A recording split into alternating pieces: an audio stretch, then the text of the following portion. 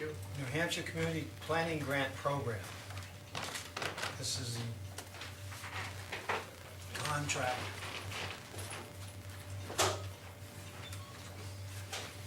For the mixed use. For mixed use. The thing I still don't like is the fact that they estimated 26,500 and we started out at 21,000. But that's because they accounted for the labor that the town contributes as I part know, of but again, the total project costs.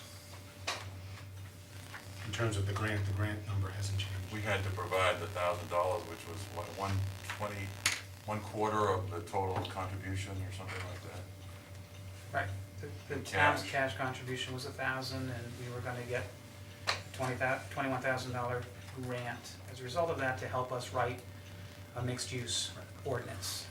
And it was gonna be the National Regional Planning Commission, who has experience in that, helping us to do that, as well as some community outreach and neighborhood sessions to talk to people and get feedback and general outreach.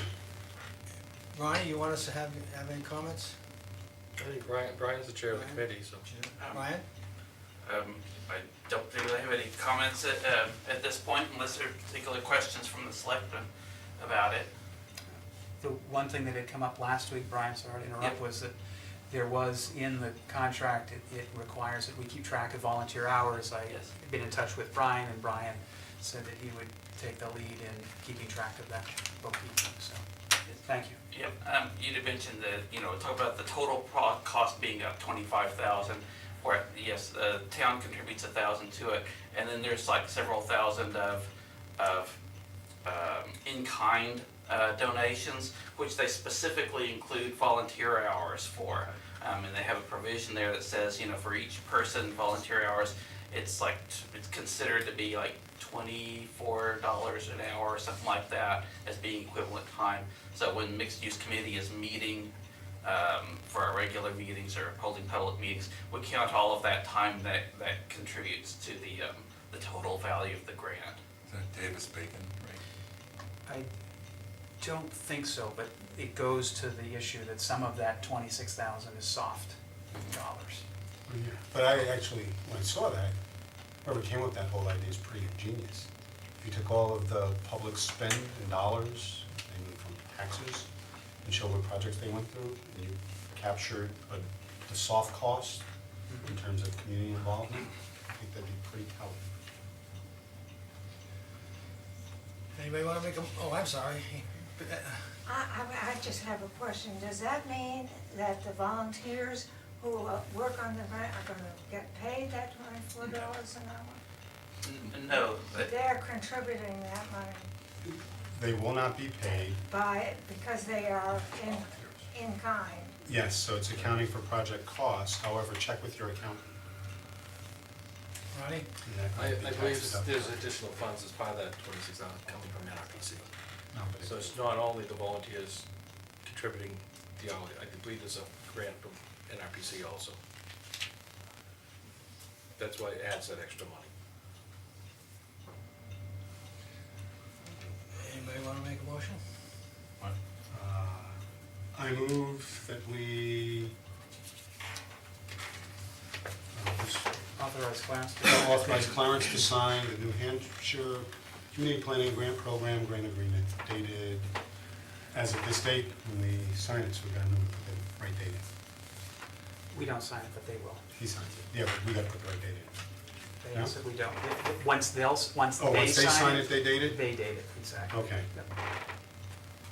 I'll second. Any more discussion? I've done more research, talked to people that live on the road. It's not well received. I don't think there's any benefit to the town, and I won't be supporting it.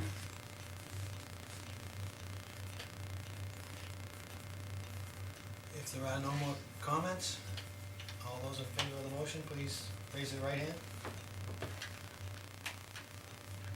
Those opposed? Shame on you. So, having said that, I'd like to move that we disband the mixed-use zoning committee, as was established in the charter that we had. I don't have it with me. Since we have effectively neutered that committee, I disagree with that, but and taken all our hard work and flushed it. I'd still like to know what it's all about, but certainly, so far, I've seen nothing that I really find appreciative. Brian? We conducted a survey of the people who live in those communities last year. We presented those results to the Board of Selectmen, and clearly at least half of the people who live in those neighborhoods was interested in seeing this happen.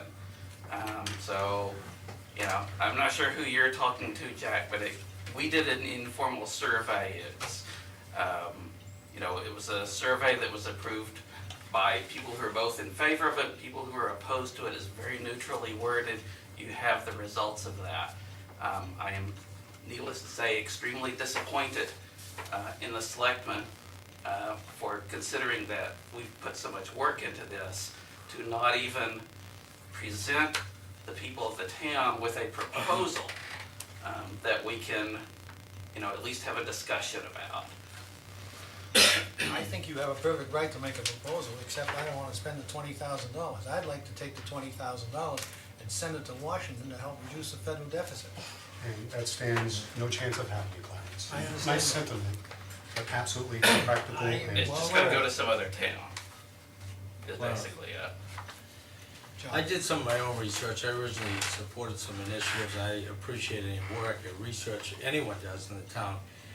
But I especially don't like shame on you comments from the audience. But I've done my own research. Some of these things, mixed use, some of these other programs involve Agenda 21. Just Google it if you get home. It's no longer, it doesn't need us taking 10 hours to explain Agenda 21. But words, key words to avoid sustainable development, smart growth.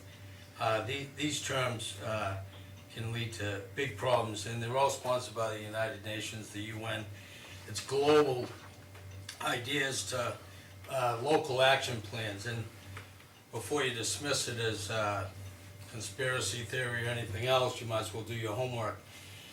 We also have an economic development committee, we have a planning board. There's not an urgent need, and I'm reluctant to turn over any of the town's property, resources, or the town in general, to a bunch of people, or the so-called experts, to tell us how to run our town. I have to mirror that. I like our town. I liked Brookline. When I moved in here, I mean, if I wanted to move in a town like Groton or Pepperell, which had mixed use, I certainly would have done that. But I like the center of town. I listen to the people that live in the center of town. I've listened to other people that don't live in the center of town, and they like the center of town just the way it is. So, you know, my email's on the website. If anybody feels the other way around, feel free. I'll certainly read it. But right now, everything I hear is they like what Brookline the way it is. so I have a motion on the table. Was it second? Did you second it?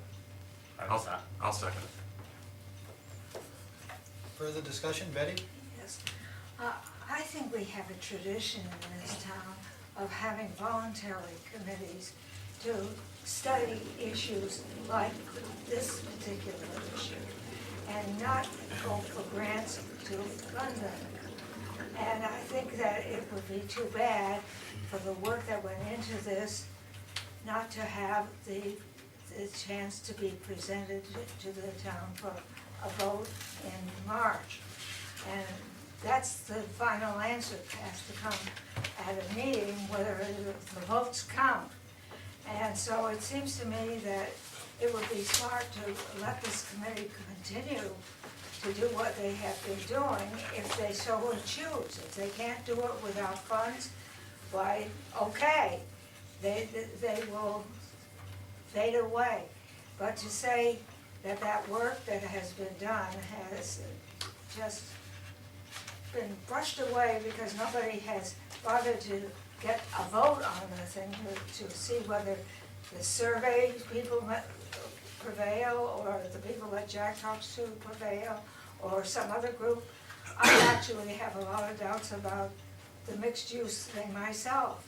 But I do think that it's worth a discussion in our community about how we want to go. And it's the people who should be able to decide at a regular town meeting. And then we know how the people in the community feel. And that's my comment. Ronnie?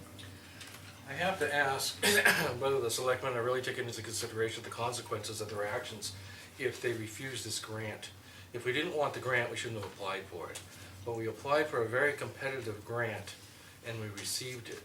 And now to turn around and tell these people that reviewed all these applications from all these other towns, oh, no, by the way, we don't want your money. And also, this grant was to we had asked the NRPC to write the application for us to get the grant with the idea that they would get the contract. Now, this would be the second or the third time that we pulled the rug underneath the feet of the NRPC. We've done this in the past, we've had them do applications for us and then gave the contract to somebody else. In this case, there would be no contract. And now NRPC was very, very upset with Brookline, and it took a lot of nice talk to them to be able to do things for us again.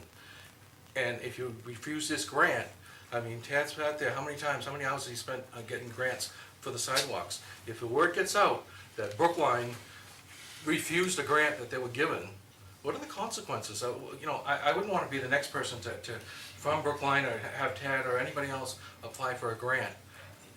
Why would they even consider giving us a grant? We get it and then we turn around, slap them in the face and say, no, thank you. We're not interested in your money. We don't want the grant. Well, you know, Ron, it's funny you say that, because the sidewalks, the only reason why we got the sidewalk grant was because that someone didn't